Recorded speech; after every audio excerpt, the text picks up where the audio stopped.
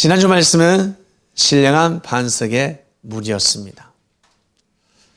신령한 반석은 바로 예수 그리스도였습니다.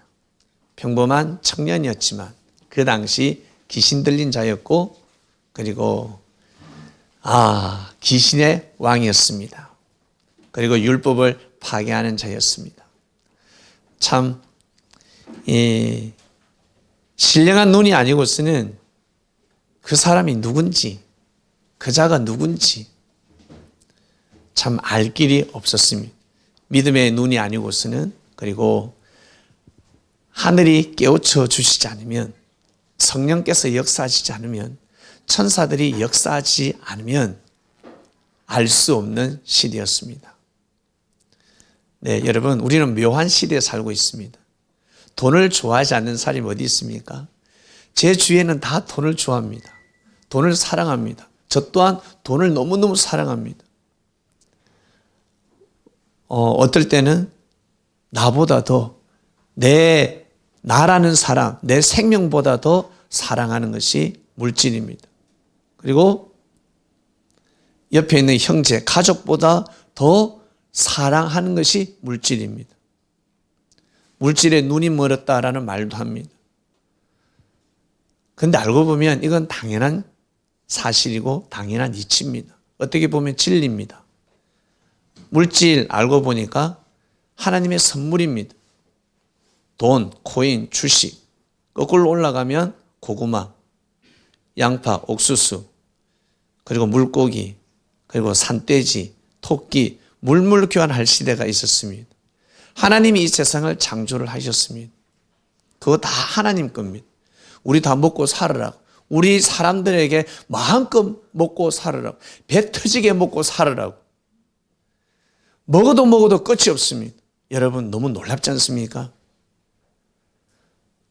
바다에, 그리고 하늘에 덜, 판부터 시작해서 농가, 밭, 사람이 먹어도 마셔도 다 먹을 수가 없고, 정말, 근데 사람들이 굶어 죽습니다. 양식에 허덕이고 굶어가고 있습니다. 그러면 뭔가 잘못됐지 않았습니까? 누군가 정치를 잘못하고 있다는 것입니다. 하나님께서 천지 만물을 음식물 찌꺼기가 엄청 나오게끔 창조를 해놓으셨습니다. 바다에 산, 덜, 할 것 없이. 근데 사람들이 굶는다? 이것은 정말 정치인들이, 왕들이 정치를 잘못하고 있습니다. 저는 그렇게 생각합니다. 정말 그리스도의 사상, 하나님의 사상이 들어가면 모든 백성들이 다 잘 먹고 잘 살 수 있고 좋은 집에서 살 수 있고 여유를 누리면서 살 수가 있습니다. 못하기 때문에. 천지만물, 하나님께서 주신 천지만물을 주관을 못하기 때문에 가난한 사람이 있고 병들어 죽어가는 사람들이 있다라는 것입니다. 그래서 우리 인류는 하나님께 축복을 바랄 것이 아니라 하나님이 축복해 놓으신 이 지상천국을 잘 감당해야 합니다. 많은 사람들이 천국을 기다립니다. 어떤 천국을 기다리십니까? 사람이 생각하는 천국은 절대 오지 않습니다. 저는 그렇게 생각합니다. 예수님의 말씀을 자세히 보면 인생은 태어날 때부터 죽을 때까지 고난의 연속입니다. 고난을 피할 생각하지 말고 역경을 없애려고, 환난을 없애려고 요리조리 피하지 말고 감당하라였습니다. 바다 위를 걷도록 하라였습니다. 예수님이 직접 보여주셨잖아요. 바다 위를 걷는 모습을 직접 보여주셨습니다. 그 바다는 진짜 바다가 아닙니다.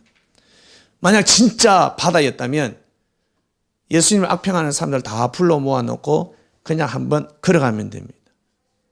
복음을 전할 필요 없습니다. 왜? 사람들은 미신을 좋아하기 때문에. 예수님이 바다 위를 한번 쫙 걸어가시면 그 마이클 잭슨 문워크 아시죠? 쫙 한번 하면 그냥 끝나는 것입니다. 그것이 아니라는 것입니다. 그 바다는 세상의 바다였습니다. 세상의 바다를 걸어가는 모습을 보여주셨습니다. 목에 칼이 들어와도 죽으면 죽으리라. 엄청난 비유로 쌓여져 있습니다. 그걸 문자 그대로 보면 답이 나오지 않는 것입니다. 그래서 예수님 시대 때 예수님을 믿기가 어려웠습니다. 그리고 후손들은 이 성경은 조작이다, 짜집기다. 아니 얼토당도 않은 것을 왜 기록해? 그것을 어떻게 믿어 하겠지만 잘못 풀어서 그렇습니다. 자세히 풀어보면 예수님은 그리스도였습니다. 사랑하는 그리스도인 여러분, 우리는 신령한 반석의 물을 먹고 있습니다. 저는 아브라함의 하나님, 이삭의 하나님, 야곱의 하나님을 믿지 않습니다. 참고를 할 뿐이고 예수 그리스도의 하나님을 믿고 있습니다.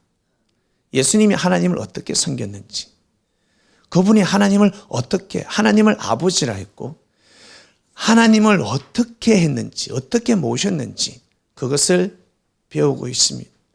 그리스도인이라면 다 그러한 마음으로 살아갈 것입니다. 자, 지난주 말씀의 핵심, 모세가 반석을 한 번 칠 때는 하나님이 노하지 않으셨는데 반석을 두 번 칠 때 하나님이 노하셨습니다. 믿음이 없는 자여라고 하면서 나의 영광을 왜 드러내지 않느냐라면서 마치 하나님의 역사가 뜻이 깨어지면서 하나님이 신이 떠난 것처럼 나옵니다. 내가 너희들에게 약속한 땅을 허락하지 않는다라고 하였습니다. 백성들이 불평불만할 때도, 가나안 땅을 보고 불평불만할 때도 그리 말씀을 하셨는데 모세와 아론이 반석을 두 번 치는 바람에 그러한 사건이 일어났습니다. 지난주 말씀을 통해서 알게 되었습니다. 시편 106편에 답이 있었습니다. 다윗은 그 답을 알고 있었습니다. 머리바 사건, 머리바 물, 무엇입니까? 무상을 받아들였다라고 기록하고 있습니다. 반석을 한 번 칠 때는 우리의 반석인데 반석을 두 번 칠 때는 우리의 반석이 아니라 대적의 반석에서 물을 냈다는 것입니다. 진짜 반석에서 바위에서 물이 나온 사건이 아닙니다. 비유입니다. 우리의 반석은 우리의 제단에서 아브라함의 하나님, 이삭의 하나님, 야곱의 하나님, 가나안 땅으로 입성해야 되는 그 말씀을 가지고, 그 믿음을 가지고 드리는 예배가 바로 우리의 반석이었고, 대적의 반석은 아브라함 하나님, 야곱의 하나님, 이삭의 하나님, 그리고 가나안 땅에 뜻이 있다고 저곳에 들어가면 죽을 수도 있는데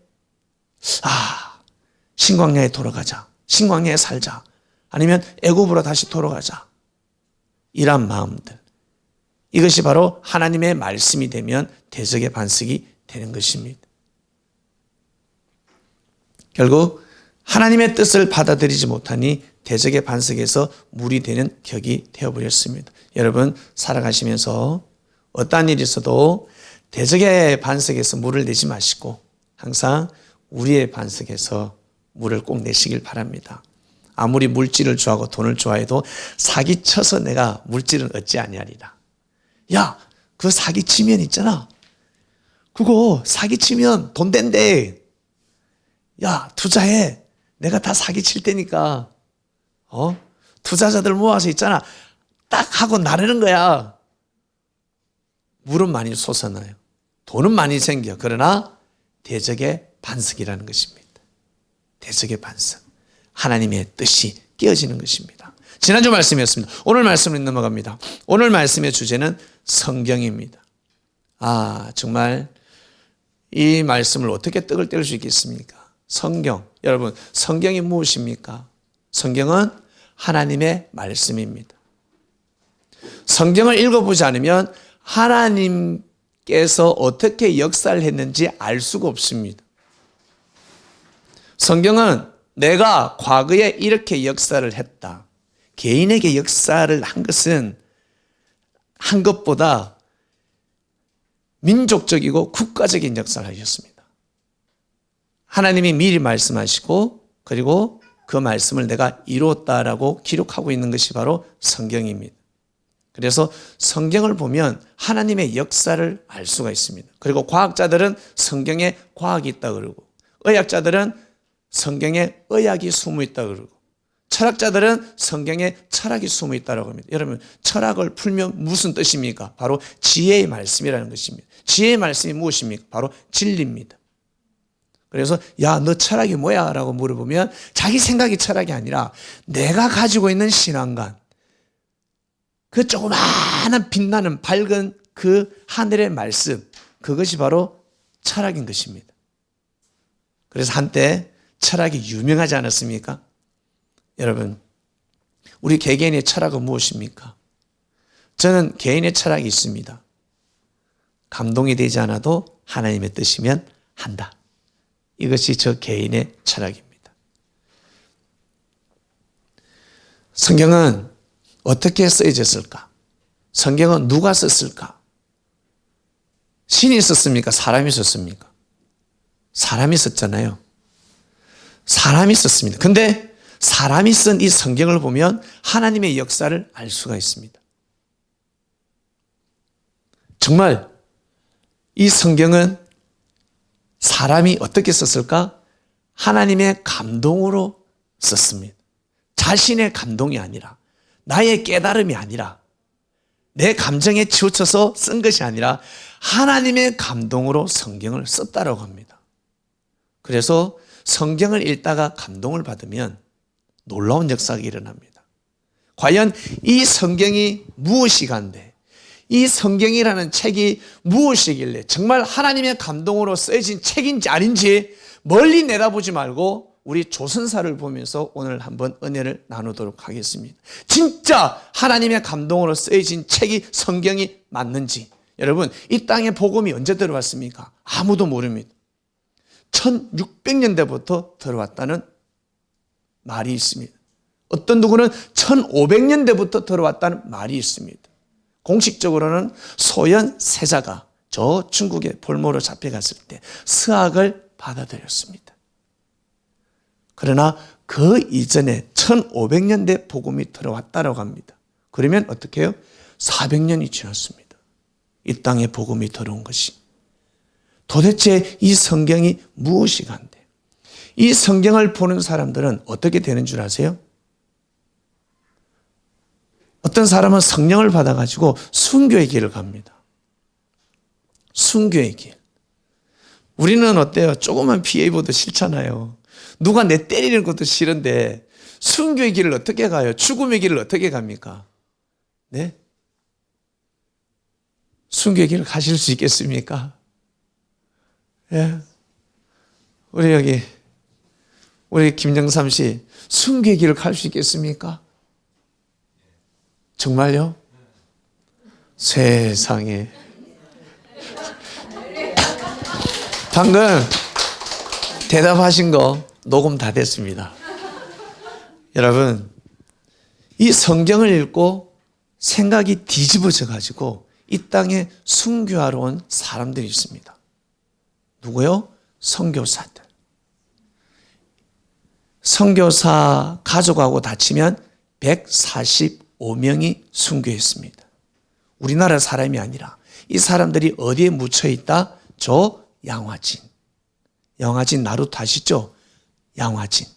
저 합정에 있습니다. 합정역에 양화진이라고 있는데 거기에 외국인 선교사 묘원이 있습니다. 구교와 심교가 있습니다. 전 세계적으로 선교사 묘원이 있는데 유일하게 이 대한민국만이 구교와 신교가 모여 있습니다. 다 떨어져 있는데 구교는 천주교, 신교는 개신교. 같은 곳에 양화진에 묘원을 쓰고 있습니다. 놀라운 일입니다. 제일 첫 번째 천주교 박해가 언제입니까? 신의 박해입니다. 1791년도. 양반 부인이 세례를 받았으니까 내가 죽을 때 세이 메고 아이고 하지 말고 향 피우지 말고 절하지 마라. 굿하지도 말고 49제도 지내지 마라. 이랬어요.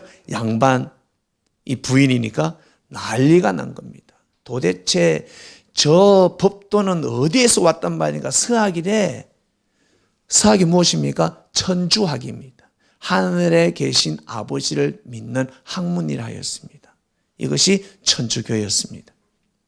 그러니 핍박을 받기 시작하는 것입니다. 유교의 나라지 않습니까? 제사를 드리지 말라고. 죽은 자에게 절을 하지 말라고. 이게 뭐야? 난리가. 그때부터 박해가 시작이 됩니다. 그때부터 공식적인 박해가 시작이 되었습니다. 그러다가 1801년에 신유 박해가 일어납니다. 이때 여러분 잘 아시는 중국인 최초 선교사 주문모 신부님이 순교합니다. 주문모 신부님은 도망다니다가 피하다가 왜 자수를 했을까? 많은 사람들이 죽으니까. 자기하고 어제 예배드렸던 말씀에 떡을 뗀 사람들이 참수당하고 있습니다. 목배임을 당하고 있습니다. 너무너무 속상하고 기도를 해도 그 칼부림은 멈춰지지 않습니다. 그러면서 소리를 지릅니다. 주무모 신부가 자수하면 사형을 멈추겠다. 참수하지 않을 것이다. 주무모 신부는 자수하라. 자, 우리에게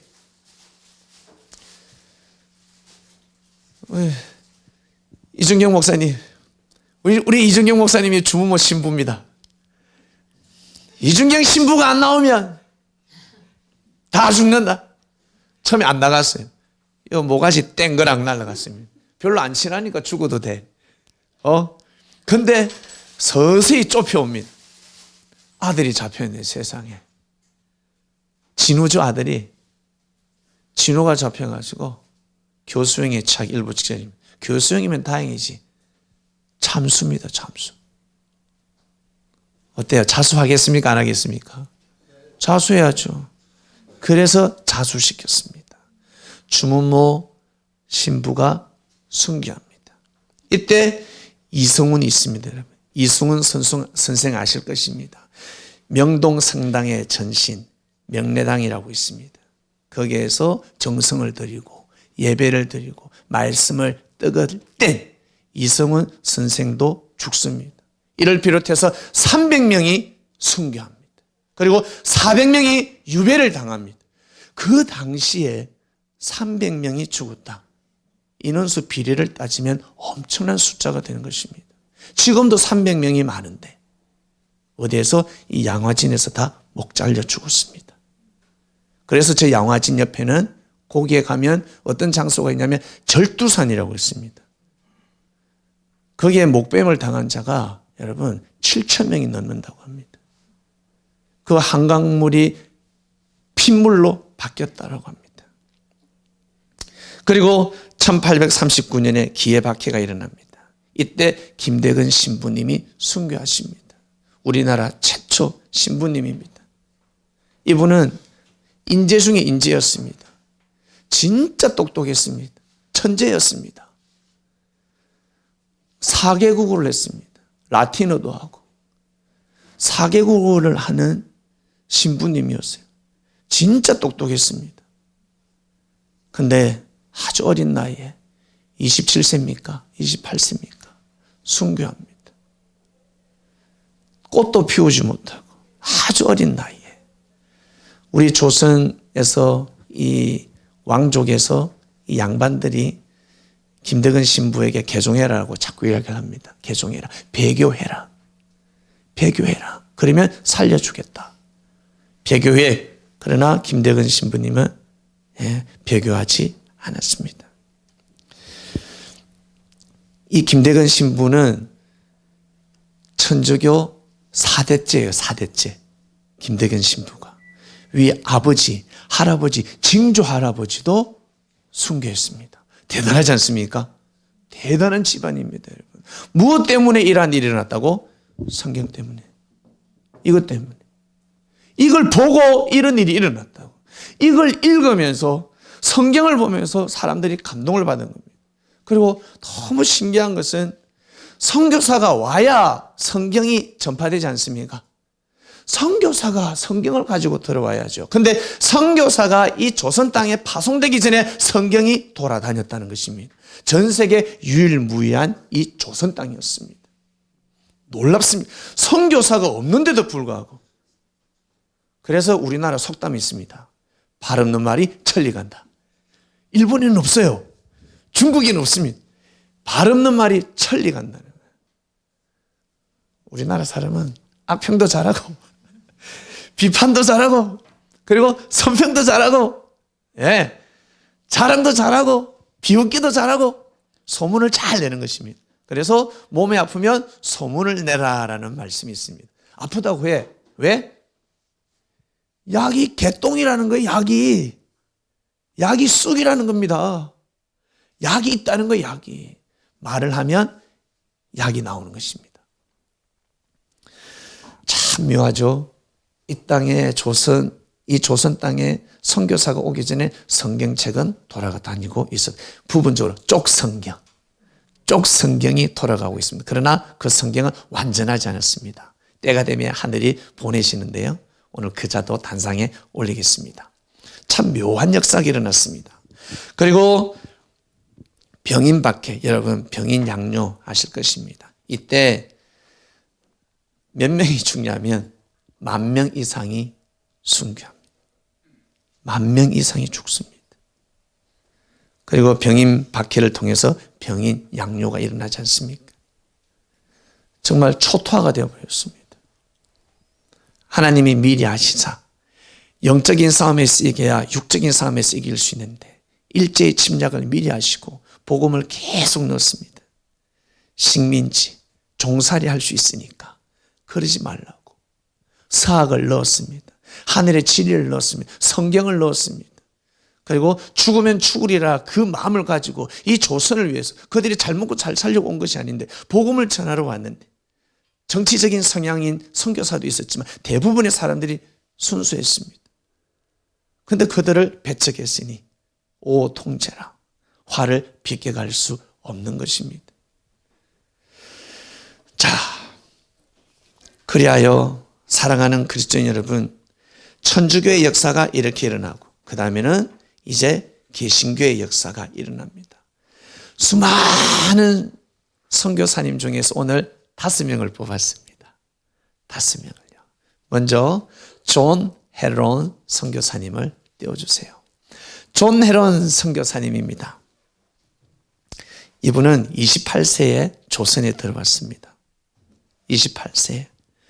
미국 주립대의 수석 졸업생입니다. 의대. 미국에 있으면 진짜 이 사람은 장래 촉망받는 사람이었습니다. 그런데 이 의학 박사를 취득하기까지 이 사람은 이 젊은 나이에 기도를 합니다. 어떤 기도? 하나님, 저를 조선 땅으로 보내주시옵소서. 불모지 그 땅에 가서 제가 이 하나님께서 주신 이 의술을 가지고 제가 백성들을 살리겠습니다.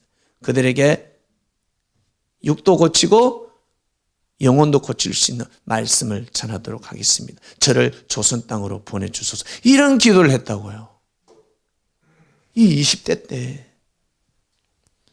그때 친구가 뭐라고 하는 줄 아세요? 야, 나하고 뉴욕에서 훌륭한 유명한 의사가 되자. 우리는 장래 촉망받는다. 왜? 이 친구가 수석 졸업생이었거든요. 그래서 학장이 불렀어요. 불러가지고 개교 이래 최고의 점수다. 최고 우등생. 천재라는 겁니다. 그래서 병원 차리면 우리 학교 교수로 재직해달라고 했습니다. 부탁을 하니까 이 사람이 마다했습니다. 나는 조선 땅에 복음을 전하러 갈 것입니다. 아니 되네. 그곳에 가면 죽네. 그곳에 가면 죽는다. 풍토병 때문에 죽는다. 아니면 복음을 전하다 걸리면 참수당한다. 왜 그곳을 가려고 하느냐라고 하였습니다. 그래도 저는 그곳에 갑니다. 무엇 때문에? 성경 때문에. 성경 때문에 그래요. 분명히 말씀했죠. 성경은 누가 썼다고? 사람이 썼지만 하나님의 감동으로 쓰여진 책입니다. 그 책을 읽으면 하나님께서 주시는 감동을 받는 거예요. 존 헤론이 감동을 받았습니다. 결국 이 친구는 28세 때 들어와서 33세 때 이 질로 사망합니다. 33세 때. 예. 나는 이 유명한 말이 있습니다. 나는 하나님 앞에 유명한 의사가 되겠다라고 하였습니다. 친구는 뉴욕에서 유명한 의사가 되자라고 했지만 나는 하나님 앞에 하나님이 인정하는 의사가 되고 싶습니다. 그리고 조선 고종의 주치였습니다. 고종의 주치. 그 다음 보겠습니다. 로제타 홀, 윌리엄 홀을 보겠습니다. 로제타 홀과 윌리엄 홀입니다. 두 사람은 약혼이었습니다. 약혼 사이였습니다. 결혼을 앞두고 있었는데 로제타 홀이 감동을 받아가지고 조선 땅으로 복음을 전하러 가는 겁니다. 아니 왜 조선 땅으로 가냐는 거예요. 윌리엄, 나를 사랑하면 조선으로 오세요. 그곳에서 결혼합시다. 진정 나를 사랑하거들랑 조선으로 오세요. 먼저 쌩 하면서 배 타고 와버렸네. 2개월 3개월 걸리는데. 여러분 로제타 홀 대단하죠? 그래서 한국에 와가지고 최초로 이 조선 땅에서 서양식 결혼을 올립니다. 그리고 저 평양교회 발령을 받는데 아이가 태어났을 거잖아요. 예? 아이가 셔우드 홀이라고 이 아들 이름인가 봐. 아들 이름이 셔우드라고. 그러니까 이 아들을 보려고 백인이니까 평양 사람들이 줄을 지어서 보러 오는 거예요. 눈은 새파랗지. 햇빛을 아무리 받아도 검어지지 않지. 뽀얗지 하얗지. 도대체 저 어떤 인종인가 싶어가지고 사람들이 그렇게 줄을 지어서 오더랍니다. 근데 1894년에 청일전쟁이 일어났습니다. 젠장.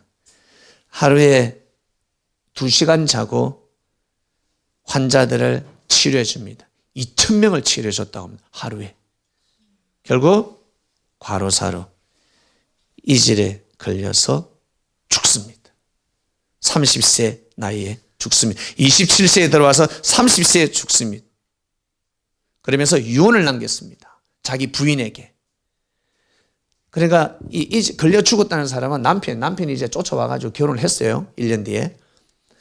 이제 이 남편이 죽으니까 이 부인에게 유언을 남겼습니다. 여보, 조선에 있지 말고 미국으로 돌아가시오. 이게 내 유언이요라고 하였습니다.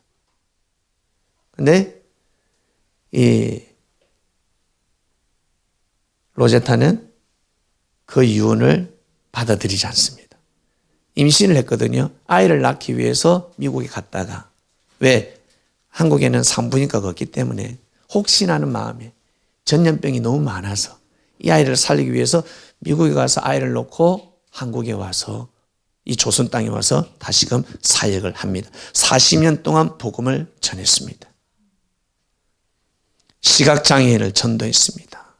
근데 너무 슬픈 일이 있습니다. 3살짜리 딸이 엄마 오늘은 가지 말고 나하고 놀아줘. 엄마 나하고 소꿉장난하고 놀아줘. 엄마. 에디스야, 엄마는 오늘도 생명들을 치료해 주러 가야 되고 그리고 선교 상담도 해야 돼. 좀만 기다려. 엄마가 빨리 갔다 와서 맛있는 거 해줄게. 고마 제때 못 들어오고 밤늦게 온 겁니다. 와서 보니까 딸이 이질로 사망했습니다. 웬만한 사람 같으면 내가 하나님 일을 하는데 어떻게 이런 일이 있을 수 있을까? 내가 지금 하나님 일을 하러 갔다 왔는데 어떻게 내 딸이 죽을 수 있을까? 하나님의 역사가 맞나? 내가 미국에서 떠날 때 이거 잘못된 계시가 아닐까? 이 조선 땅에 하나님의 뜻이 없는 거 아닐까라고 생각할 수도 있습니다만은 이 여인은 그렇게 생각하지 않았습니다. 기도합니다. 하나님, 제 딸을 천국에서 만나게 해주세요. 그날까지 제 사명을 다하게 해주세요. 이 조선의 수많은 어린, 내가 보기에 딸들, 어린 소년들을 내 자식이라 생각하고 치유하겠습니다. 그런 기도를 하고 생을 마감합니다. 정말 대단하지 않습니까? 무엇 때문에? 성경 때문에. 하나님의 감동으로 쓰여진 책을 보고 이렇게 됐다는 것입니다. 그 다음 보겠습니다. 레이놀츠입니다. 이 사람은 성경 번역의 중심자였습니다. 많은 사람들이 성경 번역을 하고 있었습니다. 존 로스 1870년대 만주, 일본 왔다 갔다 하면서 스코틀랜드 선교사인데 열심히 번역을 했습니다. 한글로 번역해야 되니까. 근데 아내와 자식 4명이 풍토병으로 죽습니다. 자식 4명을 잃어버립니다. 그 당시에 이 조선 땅에는 이 풍토병이 많았습니다. 제일 심한 것이 무엇입니까? 이질, 그 다음에 장티푸스 이런 것들입니다. 설사를 한번 하면 멈추지가 않습니다. 세기연이 번져가 버리는 거죠. 결국 아내와 4명의 자식을 잃었습니다. 그 바톤을 이어받은 레이놀즈였습니다. 히브리어를 전공했는데 우등생으로 졸업했습니다. 수석 졸업생들이 이 조선 땅에 많이 들어왔습니다. 그러면서 학창시절 때 늘 기도합니다. 하나님, 한글 성경을 번역하게 해주세요. 한마디로 한글 성경을 만들게 해달라는 것입니다. 정확한 한글 성경을 편찬하게 해주세요. 결국 이 레이놀즈가 1911년에 한글 성경을 포함해서 한글 성경 66권을 완결시킵니다. 그 전에 쪽성경 부분적으로 부분이었는데 완전하게 성경을 번역시켰습니다. 이러한 사람이 이 조선 땅에 여러분 들어왔다는 것입니다. 그리고 하나님의 복음은 여러분 신분이 없지 않습니까? 직업은 뭐 기천이 없다는 말도 있는데 모든 사람들에게 복음이 들어가야 됩니다. 그러나 조선 땅에는 이 신분 차이가 좁은 것이 아니라 깊었습니다. 넓었습니다. 그 신분을 없앤 사람이 있는데 그게 일조한 사람이 있는데 누구냐면 무어라는 선교사입니다. 무어. 이 선교사는 백정을 전도합니다. 백정 알죠? 소, 돼지 잡는 사람들. 예. 동물을 잡는 사람들. 그 당시 백정은 사람으로 취급받지 못했습니다. 동물처럼 취급받았다라고 합니다. 조선시대 때는요. 20세 때, 무어가 남산 밑에 곤당골이라는 곳이 있답니다. 거기에 백정 마을이 있는데 거기에 누가 살았냐면 박성춘이라는 백정이 살았답니다. 박성춘에게는 아들이 있었는데 아들 이름이 봉출이라고 합니다. 이 봉출이하고 성춘이하고 아버지하고 아들하고 사이가 너무 좋았습니다. 친구처럼. 아빠하고 너무 사이가 좋았어요. 아버지가 돼지를 한숨에 눕히잖아요. 그럼 아들이 박수를 막 치고 와 우리 아버지 짱. 소를 한 번에 탁 개워시키잖아요. 와 우리 아주 멋쟁이. 너무 좋아. 이 애비 잘하지? 애비 힘 좋지? 아빠 짱, 아빠 천하장사. 사이가 너무 좋았어요.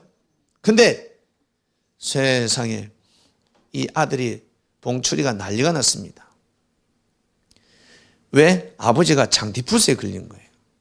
그래서 이 무어 선교사한테 쫓아왔습니다. 선교사님, 평소에 생명을 사랑하라. 그리고 우리 이렇게 정말 천한 사람들도 귀하게 여기고 복음도 전해주고 기도도 해주셨는데 우리 아버지가 지금 장티푸스에 걸렸는데 좀 살려주세요. 우리 아버지가 장티푸스에 걸렸습니다. 선교사님을 살릴 수 있지 않습니까? 울면서 우리 아버지 살려달라고 해서 우리 아버지 없으면 나 못 산다고. 근데 이 무어 선교사가 누구하고 치느냐면 고종 황제의 주치 당시 에비슨이 있었습니다. 고종 황제 주치를 찾아갑니다. 이복에 2차 저차 설명을 합니다. 근데 이 봉출이도 그렇고 성춘이도 그렇고 설마 황제 주치의가 이 미천한 곳에 올 거라고는 생각하지 못했을 것입니다. 그런데 오후가 되어가지고 갑자기 황제 주치의가 발걸음을 한 겁니다. 어디에? 그 백정마을에. 난리가 났어요. 우와! 황제 주치의가 오다니. 세상에 황제 주치의. 지금도 우리 대통령 주치의에게 치료받는다 그러면 영광으로 생각하지 않겠습니까? 그 당시에는 됐죠. 이 조선시대 때는 우와! 마치 황제가 발걸음한 거 똑같은 거예요. 황제의 생명도 누구한테 맡긴다? 이 주치에게 맡겨야 되는데 황제의 손을 만진 손이 온 거예요 지금. 예? 그냥 손이 아니라 백정 손이 아니에요. 황제를 치료한 손이라고.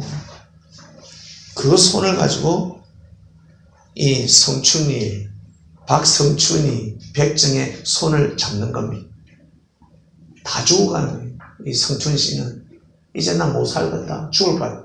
근데 눈을 떠보니까 누구예요? 누구예요? 황제 주책. 깜짝 놀랐어요. 깜짝. 아이고! 병균이 다 죽어버려. 장티푸스 병균이 그 자리에서 다 죽어버리는 거예요. 너무 놀래가지고 쇼크 받아가지고 온몸에서 엔돌핀이 아니라 다이돌핀이 돌기 시작하는 거예요. 어마어마한 의학으로 밝힐 수 없는 엄청난 그 감격과 감동과 그 소름. 양하나 누구나 좋은 일이 있을 때 어때요? 소름이 닭살이 쫙 돋아지잖아요. 이 사람 난리가 난 겁니다. 머리가 삐쭉 서고 그 감동 그 자체 너무 기뻐가 눈물 나고 말도 안 하고 나 아팠어요. 장티푸스가 나 아팠어요. 결국 이 황제의 손길이 간 거죠. 황제의 손을 잡은 이 손길이 가니까 사람이 이 가치가 생각하기 나름이라고. 야, 이거 1000만원짜리 약이야, 이거. 이 먹어보면 있잖아. 니 벌떡 일어나다 벌떡 일어나. 근데 1000만원짜리 약도, 야, 물 한잔 해라, 그냥.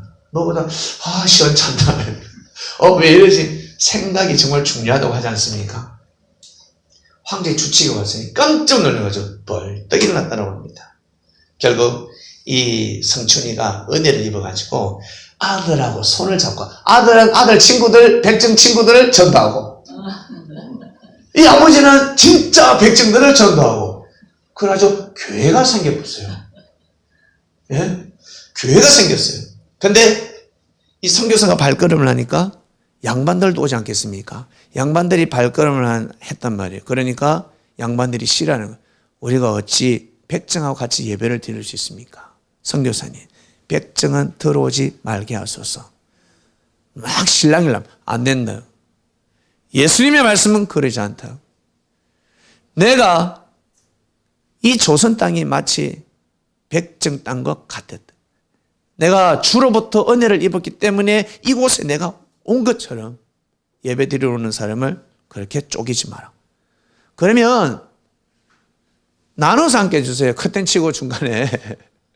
그래 이야기했습니다. 나눠서 앉게 해주세요. 그래도 안 된다고 하니까 어떻게 해요? 나가버렸습니다. 우린 같이 예배 못 드리겠다. 양반들이 그래가지고 홍문동 교회를 만들었다고 합니다. 홍문동 교회에서 예배를 드리는데 은혜가 있습니까 없습니까? 성령이 역사하겠습니까 안 하겠습니까? 안 하지. 천사가 안 오지. 생각이 잘못되어 있는데, 예수님을 믿어도 생각이 잘못되어 있는데 귀신들이 와가지고 어깨를 쓰다듬고 귀신들이 와서 허깅하지. 그러니까 뭔가 성령이 안 와요. 그래서 다시 찾아왔습니다. 그래서 홍문동 교회하고 그리고 곤단골 교회가 합쳐가지고 성동교회가 탄생됐다고 합니다. 할렐루야. 그 이후로 양반하고 백정하고 같이 아주 사이좋게 예배를 드렸다고 합니다. 무엇 때문에? 성경 때문에. 하나님이 감동으로 쓰여진 책, 하나님의 감동으로 쓰여진 그 책, 그 성경 때문에 이러한 역사가 일어났습니다. 여러분 놀랍지 않습니까? 정말 놀랍습니다. 근데 46세에 무어 선교사는 장티푸스에 걸려서 사망합니다. 자기는 살려졌는데 자기가 장티푸스에 걸려서 사망합니다. 그러면서 유언을 남겼는데, 사랑하는 조선인들이여, 주님 앞에는 다 같은 영혼이니 서로 차별하지 마소서. 절대 성긋기 하지 말고 쪼개지 말고 서로 다 같은 하나님의 아들, 딸이다라고 하였습니다. 여러분 정말 성경이 위대한 것 같습니다. 우리가 어떻게 볼 때는 이거 은혜 못 받을 수가 있습니다. 은혜를 못 받고 이 성경이 그냥 기록된 것 같지만, 여러분 이 성경이 지금까지 오기까지, 한글로 자리 잡기까지 수많은 사람들의 피 흘림이 있었습니다. 그냥 안방에서 은혜 받으면서 적은 책이 아닙니다. 수많은 사람들의 피값이 있었기 때문에 우리는 이렇게 귀한 한글 성경을 보고 있는 것입니다. 일어 성경도 마찬가지고, 한문 성경도 마찬가지고, 중국어 성경도 마찬가지입니다. 그 나라에 이 성경이 자리 잡을 때 수많은 선교의 피가 있었습니다. 우리는 남의 나라를 볼 것이 아니라 우리는 우리 조선의 나라를 봐야 되지 않겠습니까? 이것이 여러분 섭리입니다. 이것이 역사입니다. 하나님의 역사입니다. 하나님의 섭리 역사를 할 때 정신이 번쩍 드는 거예요. 아, 이거 지금 이 땅이 그냥의 땅이 아니구나. 우리를 대신해서 누군가 희생했기 때문에 이 역사를 잘 이해하면 성경을 잘 이해할 수 있습니다. 예수님이 누구 때문에 죽었다고? 나 때문에 죽었다라고 성경은 말씀하고 있습니다.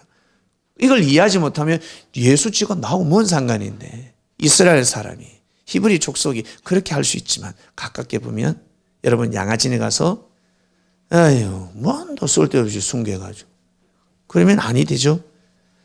그 사람의 역사를 보면 어떻습니까? 아, 우리를 대신해서 죽었구나.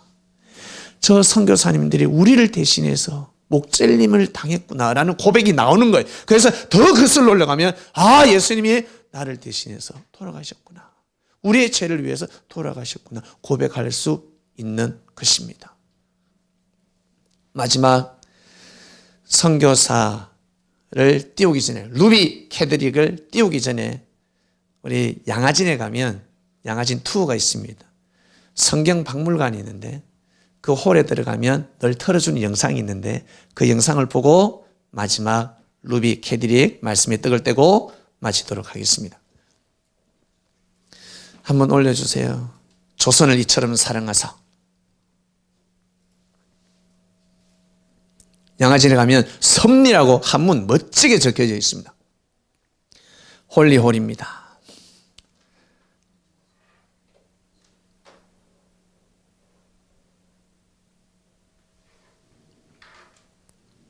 소리 좀 올려주세요.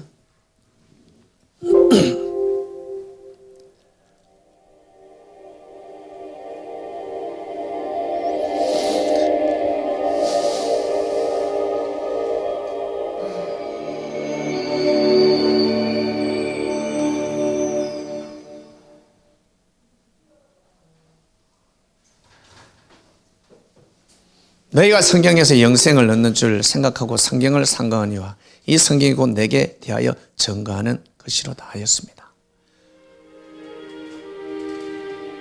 하나님의 섭리, 19세기 말까지 한반도는 하나님 말씀의 불모지, 곧 말씀의 땅 끝이었다. 그렇지만 하나님은 조선을 향한 열정의 사람들을 준비하셨다.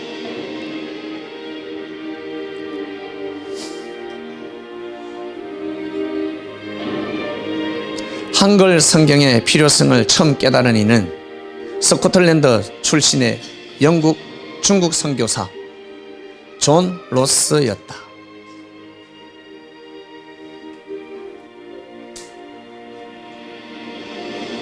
로스 선교사는 중국과 조선의 국경 부근에서 서상륜, 백홍준, 이용찬을 만나 성경의 한글 번역에 착수했다.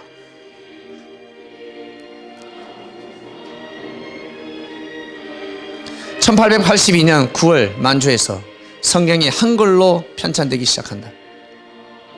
일본에서는 미국 교회에 한국 선교를 간절히 요청하여 한국의 마케도니아인인 이름을 얻은 한학자 이수정 엄청 똑똑했죠. 한학자였습니다. 루미스 선교사의 권유로 성경 한글 번역을 시작했다.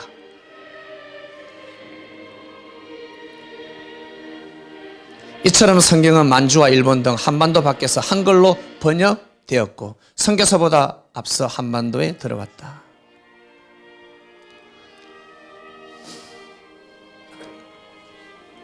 그리하여 1885년 제물포를 통해 조선에 들어온 첫 선교사의 손에 한글 성경이 들려 있었다. 언더워드 아펜젤러였습니다. 조선 땅을 깨우는 가문이었던 만주와 일본에 먼저 이들을 보내서 만나게 한 것은 만나죠? 만주와 일본이 만납니다.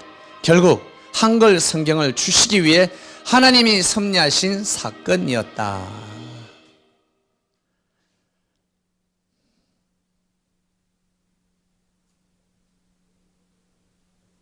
꼭 양아진에 가보시길 바랍니다. 이제 선교사들의 헌신입니다.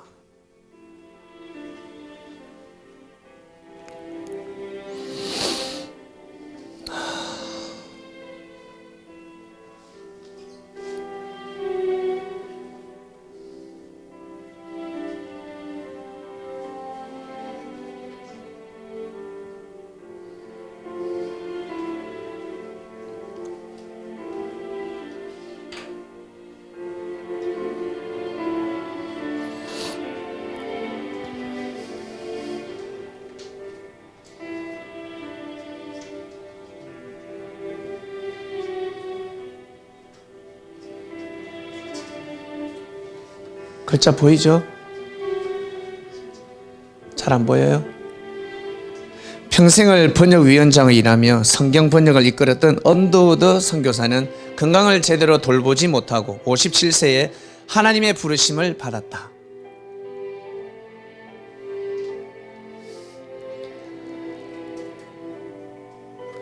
근대 교육의 선구자 아펜젤러 선교사는 목포에서 열리는 성경 번역자 회의를 위해 향해하던 중 선박 사고를 만나 44세에 순직했다. 양화진에 가면 이 사람의 그 몸이 없습니다. 찾지 못했습니다. 실종됐습니다. 게일 선교사는 아내와 아들을, 피터저 선교사는 아내를, 레이놀즈 선교사는 첫 아들을 양화진에 묻는 아픔을 겪었다.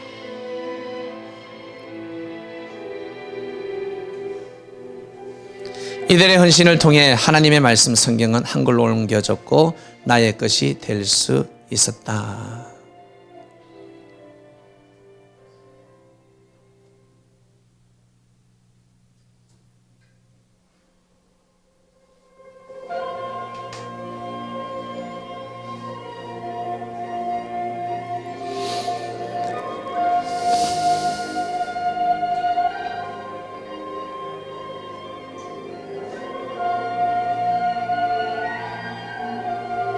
가능한 빨리 성경을 한글로 번역해달라며 간절히 울부짖듯 요청합니다.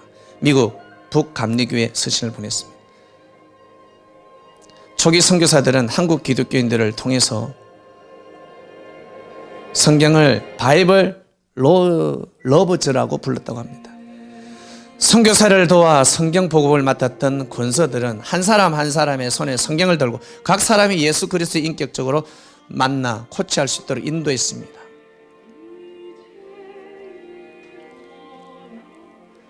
권사들은 하루 서너 권 성경을 전하기 위해 비가 오나 눈이 오나 성경 붙잡을 짊어지고 100리가 넘는 길을 걷는 걸 마다하지 않았다고 합니다.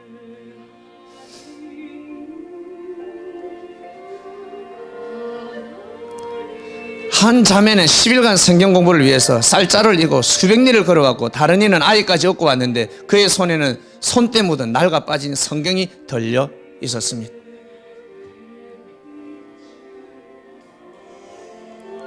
나는 씨를 뿌리기 위해 조선에 왔는데 이미 맺힌 과실을 거두게 되었다. 언더우드의 신앙 고백입니다. 언더우드 선교사 아시죠? 개신교의 선교사.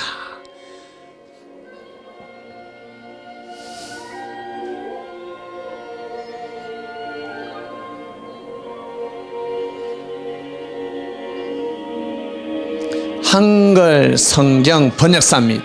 여러분 꼭 양화진에 가셔서 여러분이 직접 보시길 바랍니다. 이 땅은 하나님의 나라입니다.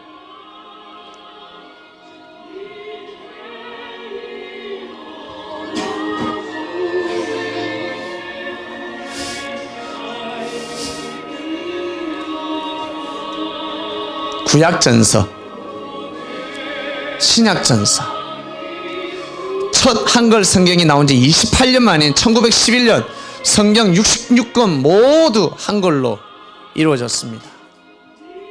28년 만이네.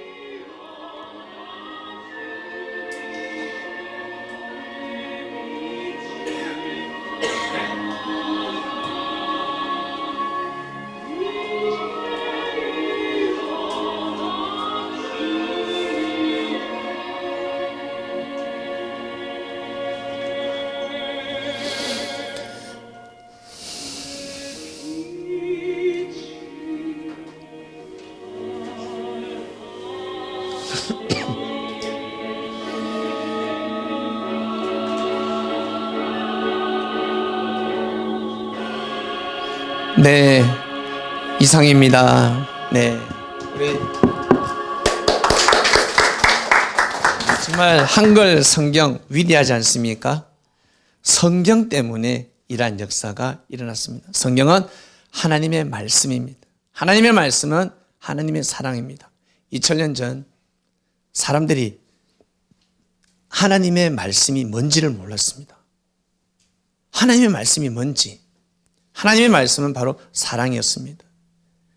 율법을 쫙 짜내면 최고 두 계명이 나오는데 첫째 계명이 하나님을 마음과 뜻과 목숨을 다해서 사랑하라입니다. 하나님을 마음과 뜻과 목숨을 다해서 사랑하라. 하나님을 마음과 뜻과 목숨을 다해서 사랑하라. 그게 무슨 뜻이겠습니까? 어떻게 하면 하나님을 마음과 뜻과 목숨을 다해서 사랑할 수 있겠습니까? 너무 추상적입니다. 하나님을 어떻게 하면 마음과 뜻과 목숨을 다해서 사랑하고 경외할 수 있습니까? 예배를 드리고 경건하게 늘 예배 드리고 경건한 척하고 성경을 외우고 그걸까요? 두 번째를 알면, 둘째 계명을 알면 알 수가 있습니다. 둘째 계명이 무엇입니까? 내 몸을 사랑하듯이 형제를 사랑하라 했습니다. 네 자신에게 면죄부를 주듯이 형제에게도 면죄부를 주라는 것입니다. 나는 거짓말을 해도 제3을 받을 수 있지만 형제는 농담해가 내가 기분 나쁘면 뭐라 합니다. 면죄부를 줄 수가 없습니다. 나는 돌을 던져서 어떤 사람이 이빨이 부러졌습니다. 그래도 나는 면죄부를 받고 싶습니다. 운전을 해가다가 사람을 치었습니다. 아무도 못 보니까 안 봤으니까 뺑소니해도 괜찮습니다. 그 죄를 면하고 싶습니다. 이런 마음입니다. 근데 차를 몰고 가는데 앞에 누가 불법 주차를 했습니다. 열받죠? 어떤 새끼가 누가 여기다가 불법 주차를 해가지고 라고 하는 겁니다. 나는 면죄부를 받고 싶은데 형제에게는 면죄부를 주지 않습니다. 둘째 계명은 면죄부를 주라는 것입니다. 네가 실수하듯이 형제도 실수할 수 있다. 네가 네 자신을 사랑하지 않냐? 네가 네 자신을 보면 서글프지 않냐? 네가 네 자신을 보면 미래가 보이지 않지 않냐? 너무 낮아지고 그처럼 형제를 볼 때 무시하지 말라라는 것입니다. 함부로 대하지 말라라는 뜻이지 않습니까? 그리고 나아가서 예수님 시대 때 남자들이 간음을 했습니다. 남편이 간음을 했는데 부인이 간음하다 잡혔습니다. 돌로 치면 돼요? 안 돼요? 면죄부를 줘야 되는 것입니다. 너는 제3을 받길 원하는데 왜 네 부인은 네가 돌로 치려고 하냐? 이건 하늘 앞에 빼박으로 걸리는 겁니다. 피해갈 수가 없습니다. 그래서 내가 제3을 받고 싶고 천국 가고 싶다. 과거에 내가 범한 죄를 이거는 씻을 수도 없으니 어떻게 하면 제3을 받을 수 있을까? 많은 사람을 용서해 주면 됩니다. 많은 사람을 용서해 주고 참고 인내하고 심판할 것 심판하지 않고 그러면 과거의 그 죄가 제3을 받습니다. 그런데 하나님 죄송합니다. 제가 과거 이런 죄를 범했습니다. 주여 용서해 주시옵소서. 40일 작전 기도하고 100일 작전 기도하고 금식 기도하고 뭔가 느낌의 제3 받은 것 같아. 그리고 그 힘을 입어가지고 형제들 함부로 대합니다. 형제들 또 심판합니다. 이건요 가중처벌입니다. 금식 기도하지 않아도 조건 기도하지 않아도 앞으로 내가 살아감에 있어서 형제들을 용서하고 함부로 심판하지 않으면 내 과거의 모든 죄가 제3을 받으리라. 이것이 여러분 진리입니다. 자, 첫 번째로 넘어갑니다. 첫 번째, 하나님을 마음과 뜻과 목숨을 다해서 사랑해라 하였습니다. 첫 번째 계명, 하나님을 마음과 뜻과 목숨을 다해서 사랑하라. 이걸 쉽게 이해할 수 있는 방법, 모세 시대 때로 갑니다. 모세를 절대 믿으면 하나님을 믿는 것이요. 모세를 통한 하나님의 섭리를 불신하면 하나님을 불신하는 겁니다. 믿습니까? 그래 예수님이 야 나를 좀 믿어라, 나를 섬겨라라고 말씀을 못하는 거예요. 예? 할 수가 없어요. 바로 돌이 날라오지. 저 자기 신격화 시키려고 안 해. 저 가스라이팅 봐라, 가스라이팅 이러지. 그렇게 말씀할 수가 없었어요. 원수를 사랑해야 하는. 그게 무슨 뜻입니까? 야, 이 자식들아, 왜 너희들이 나를 원수로 생각하냐? 너희들이 생각하는 내가 원수지 않아. 나를 좀 사랑해라 라는 뜻입니다. 모든 말씀은 그로부터 시작되는 것입니다. 그러니 예수님이 시대 때 하나님을 마음과 뜻과 목숨을 다해서 사랑하는 첫 번째 계명이 무엇입니까? 예수님을 믿어드리는 겁니다. 예수님을 믿어드리는 겁니다. 예수님을 통한 하나님의 뜻을 믿어드리는 것입니다. 내가 못하니 저분이 할 수 있도록 믿어줘야 되는 것입니다. 나도 못하는데 못 먹는 듯 찔러보자고 계속 비판하고 악평하고 돌을 던지면 엄청난 죄가 되는 것입니다. 믿어드리는 겁니다. 박수를 보내주는 것입니다. 그것을 말씀하신 것입니다. 이게 여러분 첫째 계명. 하나님을 잘 믿는 방법은 무엇이라고 해? 사람한테 잘하는 겁니다. 여기 신앙 좋으신 분, 나 성경 많이 읽고 나 신앙 좋아, 나 신앙 몇십 년 해서 사람한테 잘하는지 못하는지 딱 보면 알 수가 있습니다. 하나님을 사랑하는 사람, 나는 정말 예수님을 사랑한다 그러면 사람한테 잘해야 됩니다. 사람한테. 사람을 공경할 줄 알아야 합니다. 우리 부모님들은 자녀를 마음껏 뜻과 목숨을 다해서 사랑하고 우리 자녀들은 어른들을 공경할 줄 알아야 합니다. 그것이 바로 신앙입니다. 이걸 놓치는 겁니다. 하나님을 경외하는 게 뭔데요? 성경을 많이 읽는다고요? 우리가 예배를 왜 드립니까? 저는 제가 이 성경을 알고 제가 하나님을 믿으면서 제가 우리 어머니 아버지한테 큰 소리를 쳤습니다. 어머니 아버지, 제가 하나님을 믿지 않았더라면 제가 불효자가 됐을 겁니다. 왜? 저는 우리 어머니 아버지를 많이 싫어했으니까. 제가 하나님을 믿고 나서 어머니 아버지께 고개를 숙였습니다. 그리고 제가 항상 우리 어머니한테 어머니 아버지한테 잔소리 좀 그만하이소 라고 이야기합니다. 제발 그만하세요. 내가 보기에 우리 아버지가 실수한 것 같아. 그러나 어머니가 잔소리가 많으면 저는 항상 아버지 편을 듭니다. 예전에는요, 에이, 그럼 그렇지. 싸우게 놔둡니다. 간섭도 하지 않습니다. 그러나 이제는 편을 듭니다. 어머니, 아버지한테 그러지 마세요. 왜 잔소리를 합니까? 우리 어머니가 진짜 잔소리 많이 하시거든요. 우리 아버지 귀가 한번 부으세요, 귀가. 지금 귀 한쪽이 안 들려요. 만약에 귀가 한쪽이 다 두 쪽 다 들렸으면 우리 아버지는 아마 천국 가셨을 겁니다. 여러분, 이런 거. 그래서 저는 하나님을 믿음으로 말미암아 우리 부모님께 효를 하게 되었습니다. 진심으로 존중하게 됐습니다. 마지막 선교사를 올립니다. 루비 캐드릭. 루비 캐드릭, 이 여인을, 이 학생이에요. 아주 젊습니다. 어립니다.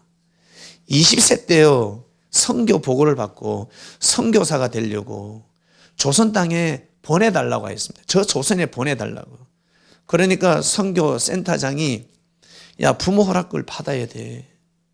그리고 너는 너무 어려. 나이가 어려. 20세인데요? 아니야, 어려. 안 돼. 너무 젊어. 그리고 풍토병이 심하다. 위험하다. 그리고 많은 사람들이 지금 죽고 있다. 너 가면 죽는다. 안 돼. 걔들이 안 돼. 근데 이 친구가 그러면 제가 대학 졸업하면 선교사로 보내주세요 라고 합니다. 대학을 열심히 다닙니다. 공부를 열심히 합니다.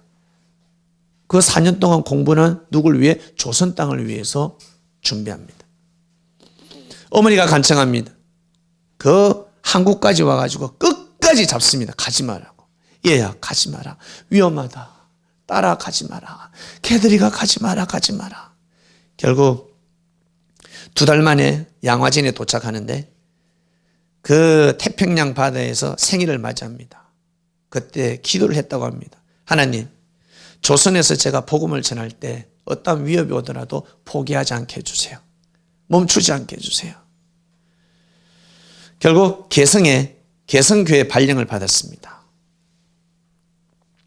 그런데 25세에 들어와서 8개월 만에 맹장염이 걸려가지고 맹장이 터져서 죽습니다. 여러분.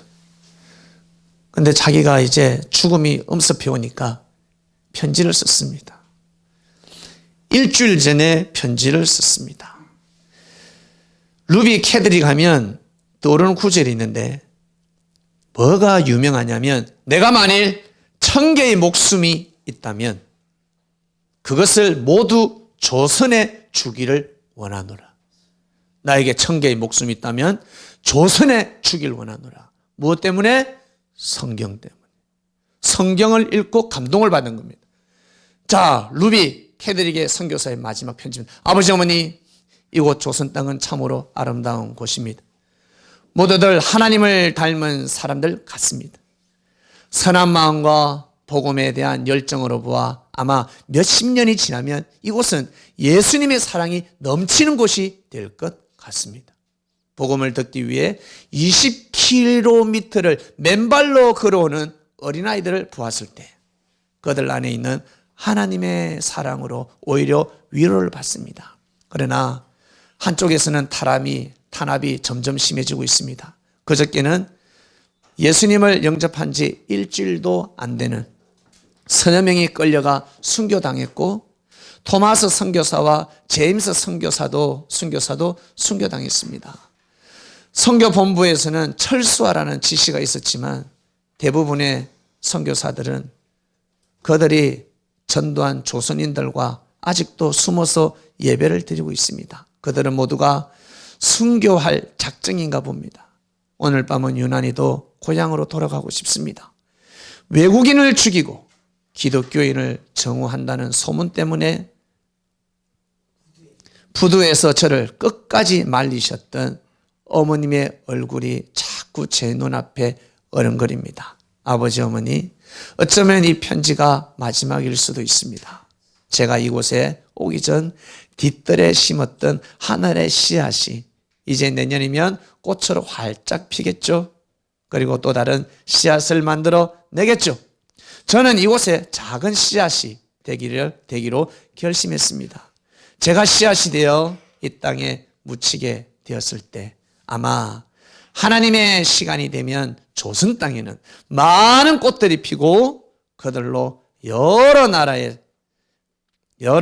씨앗이 될 것입니다. 저는 이 땅에 저의 심장을 묻겠습니다. 바로 이것이 저의 조선을 향한 열정이 아니라 하나님이 조선을 향한 열정이라는 것을 알게 되었습니다. 아버지, 어머니 사랑합니다. 여러분 대단하지 않습니까? 루비 캐드리기가 이런 편지를 올립니다. 이런 편지 앞에 우리가 어찌 고개를 숙이지 않을 수가 있겠습니까? 정말 겸허해지고 겸손해지고 고개를 숙입니다. 이 조선 땅에 수많은 선교사들이 와서 순교를 하였습니다. 하나님의 사랑을 전하려고. 무엇 때문에? 성경 때문에. 오늘 조금 말씀에 떡을 뗐는데 정말 성경은 하나님의 감동으로 쓰여진 책이 맞죠? 맞습니다. 이것이 바로 증거입니다. 그러니 여러분 이 책을 정말 귀하게 여겨야 됩니다. 소중히 여겨야 됩니다. 핵심의 말씀이 무엇입니까? 생명을 귀하게 여겨라. 생명을 소중히 여겨라 입니다. 그러면 자연스럽게 생명의 역사가 일어날 것입니다. 영으로 오신 예수님은 신랑, 이 조선 땅은 신부입니다. 그러니 하나님의 역사가 곳곳에서 시작이 되었고 그리고 2024년 바이블 미디어 교회에서 역사가 또 시작됩니다. 분명 루비 캐드릭이 이런 고백을 한 것처럼 바이블 미디어를 통한 하나님의 역사를 고백할 날이 분명히 올 줄로 믿습니다. 네, 기도 드리고 마치겠습니다. 하나님 아버지 감사합니다. 오늘 말씀 성경입니다. 성경이 뭔데요? 하나님의 감동으로 쓰여진 책이라고 성경에 기록되어 있습니다. 역사를 모르면 이게 무슨 하나님의 감동으로 쓰여졌어? 힘들고 어려울 때 그저 보면서 조금 위로받는 수준으로 결론을 내릴 수 있는데 역사를 알면, 하나님의 섭리 역사를 알면 그럴 수 없습니다. 고개를 숙일 수밖에 없습니다. 모르니까 지난날의 하나님의 섭리 역사, 이 조선을 향한 하나님의 섭리 역사가 어떻게 이루어졌는지 모르기 때문에 성경이 하나님의 감동으로 쓰여진 책이라는 것을 모르고 있습니다. 저희들은 알아가고 있습니다. 오늘 또 조금 알게 되었습니다. 이번 한 주간 성경을 가슴에 품고 은혜를 나누며 은혜를 가지고 아주 오래전에 저렇게 수많은 사람들이 목숨을 이 땅에 우리를 대신해서 희생한 사람들이 있는데 우리는 21세기에 살아가고 있습니다. 절대 순교의 역사가 일어나지 않는 땅에서 살아가고 있습니다. 우리가 정말 하나님을 더 경외해야 될 것 같습니다. 저희가 정말 그들의 피 흘림을 절대 헛되이 해서는 아니 되겠습니다. 오늘 밤에 우리가 자기 전에 오늘 선교사들, 많은 선교사들 중에서 5명만 단상에 올렸는데 이분들의 영혼, 이분들뿐만 아니라 그리고 저 여의도에 가면 103명의 그 성인들이 있습니다. 순교자들이 있습니다. 셀 수 없는 사람들이 있습니다. 그 영혼들을 위로하는 기도를 올리고 우리가 잠을 청하고 싶습니다. 귀한 말씀 주셔서 감사합니다. 이 모든 기도 사랑하는 예수님의 이름으로 기도드립니다. 아멘.